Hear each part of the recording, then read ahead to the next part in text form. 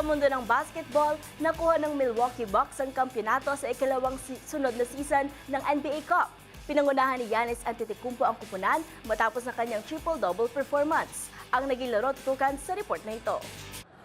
Nasungkit ng Milwaukee Bucks ang 2024 Emirates NBA Cup Championship matapos nitong talunin ng Oklahoma City Thunder sa finals with a score of dominating 97-81. Pinangunahan ni tournament MVP Giannis Antetokounmpo ang Bucks with impressive triple-double performance, 26 points, 19 rebounds, and 10 assists. Nakascore din si Damian Lillard ng 23 points. Sa opening minutes ng third quarter, nanatiling dikit ang puntos ng dalawang kupunan matapos ang 3-pointer mula kay Jalen Williams para mapanatili ang striking distance ng Thunder at 57-53. Pero agad itong sinundan ng 12-4 run ng Bucks para mapalobo sa 12 ang lamang at 68-57. Pagpasok ng fourth quarter, naging komportable na ang puntos para sa Milwaukee, kung saan umabot pa sa 20-point lead ang kanilang naitala.